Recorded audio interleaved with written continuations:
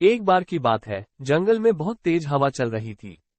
तेज हवा से बचने के लिए एक सियार पेड़ के नीचे खड़ा था और तभी उस पर पेड़ की भारी शाखा आकर गिर गई। सियार के सिर में गहरी चोट लगी और वो डरकर अपनी मांद की ओर भाग गया। उस चोट का असर कई दिनों तक रहा और शिकार पर नहीं जा सका। खाना न मिलने से सियार दिन प्रतिदिन कमजोर होता जा रहा था। एक दिन उसे बहुत तेज भूख लगी थी और उसे अचानक एक हिरन दिखाई दिया।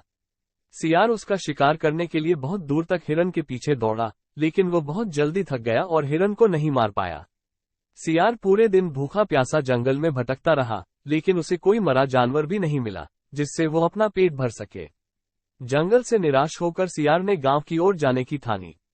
सियार को उम्मीद थी कि गांव में उसे कोई बकरी या मुर्गी का बच्चा मिल जाएगा, जिसे खाकर वो अपनी रात काट लेगा।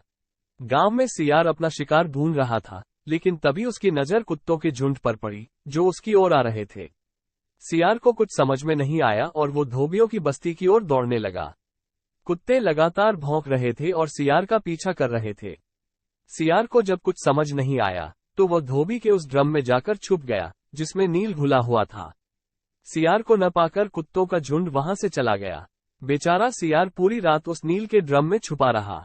सुबह सवेरे जब वो ड्रम से बाहर आया, तो उसने देखा कि उसका पूरा शरीर नीला हो गया है। सियार बहुत चालाक था। अपना रंग देखकर उसके दिमाग में एक आइडिया आया और वो वापस जंगल में आ गया। जंगल में पहुंचकर उसने ऐलान किया कि वो भगवान का संदेश देना चाहता है, इसलिए सारे जानवर एक जगह इकट्ठा हो जाएं। सारे जानवर सियार की बात सुनने के लिए एक बड़े पेड़ के नीचे एकत्रित हो गए। सियार ने जानवरों की सभा में कहा, क्या किसी ने कभी नीले रंग का कोई जानवर देखा है? मुझे ये अनोखा रंग भगवान ने दिया है और कहा है कि तुम जंगल पर राज करो।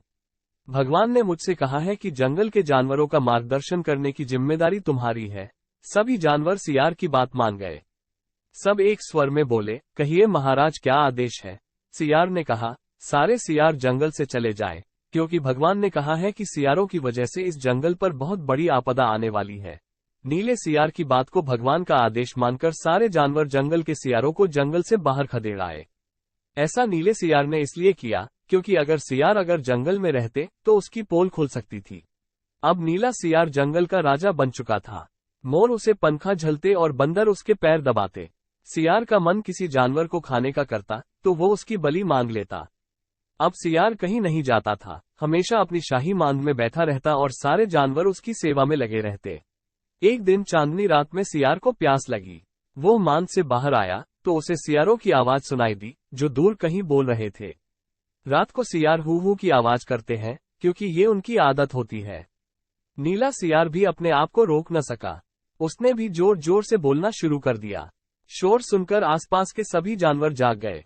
उन्होंने नीले सियार को हू हू की आवाज निकालते हुए देखा। तब उन्हें पता चला कि ये एक सियार है और इसने हमें बेवकूफ बनाया है।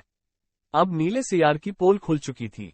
ये पता चलते ही सारे जानवर उस पर टूट पड़े और उसे मार डाला।